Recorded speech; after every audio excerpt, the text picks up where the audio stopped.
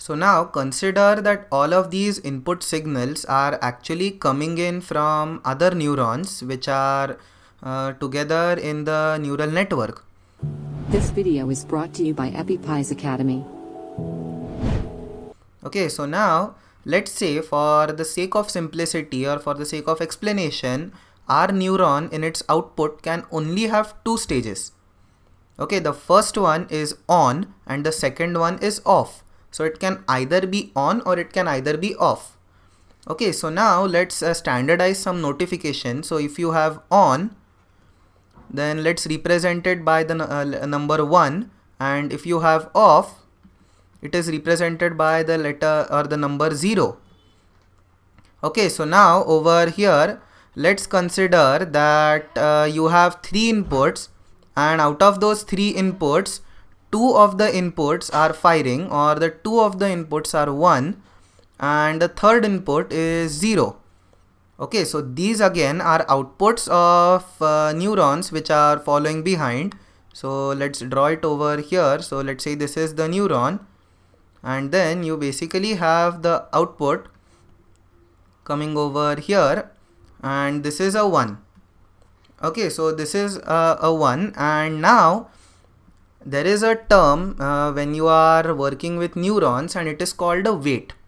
Okay, so now we are kind of done simulating the natural part which happens inside the human body, and now to efficiently simulate the working inside a computer program, you have to add in some values.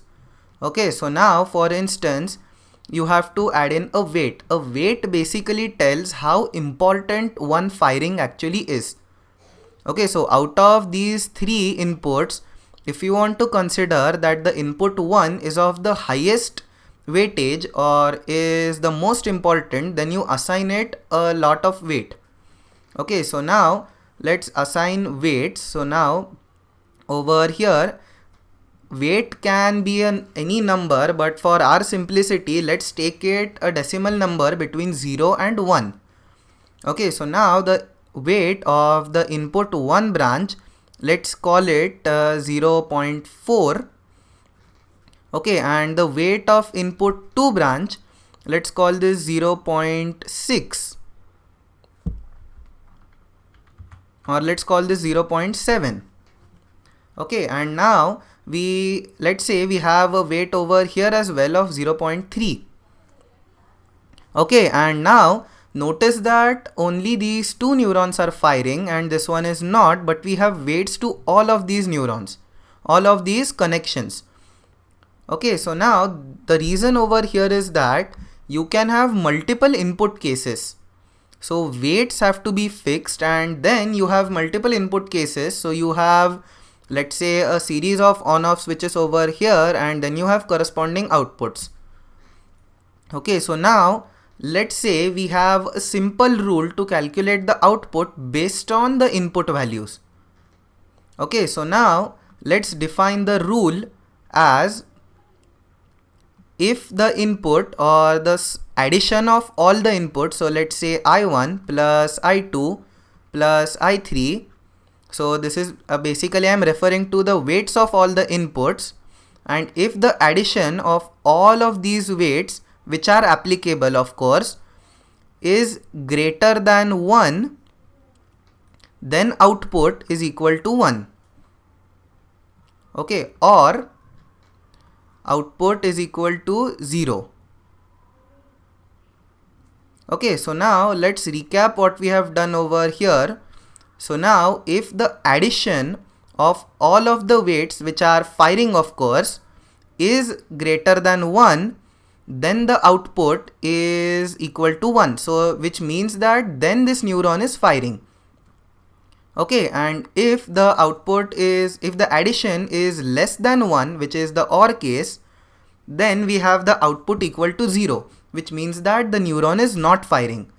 Okay, so let's focus on this case. So now let's look at the input equation.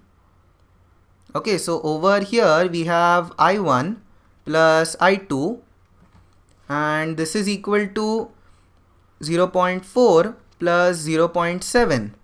Okay, and now this addition is actually 1.1, and 1.1 is, as you can see, greater than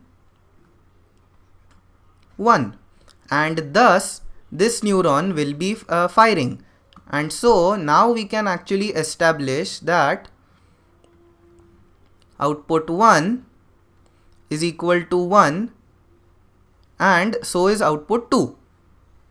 Okay, so this basically means that according to these values, the neuron is firing. Okay, so now consider another case where you have, okay, so now you have this neuron. Okay, let's take another color. So now you have this neuron and this one firing, and this one is not. Okay, so now over here, let's again calculate the sum of the inputs. So now only I1 and I3 are relevant because they are firing. So now what we have to do is we have to do I1 plus I3, and this is equal to 0.4 plus 0.3, and this is equal to 0.7. And 0.7 is, as you can see, less than 1. And thus in this case the neuron will be off, or the neuron will not fire, and that is why you will have output 1 equal to output 2 equal to 0. Okay, so this is basically how in our case we are defining two conditions, which are input and output, and according to that our neuron is either firing or not firing based on the inputs. Okay, so now let's recap what we have done till now. So we have basically established a neuron which is having 3 inputs, and then we referred to the concept of weights, which are just a number which we assign to each and every input for each and every neuron. So then if you have to proceed ahead, there will be weights even assigned to this branch when it is connected to a new neuron. Okay, then we focused on how a neuron can either be on or off. Then we consider this case where I1 and I2 are on and I3 is off.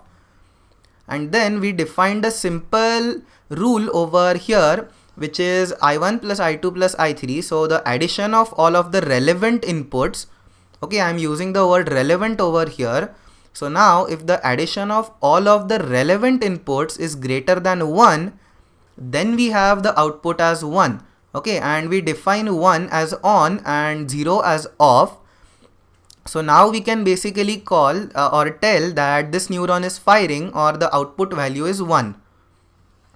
Okay, and then we looked at a second case where we have I1 and I3 firing, and the addition of these two values, or I1 and I3, comes out to be 0.7, which is less than 1. And then we can conclude that the neuron is not firing according to our rule function over here, and thus we can say that the output is equal to 0. Okay, so that's it for the weights part. Now in the next lecture we'll be proceeding to the part called biases, where we add in some more numbers to this neuron equation.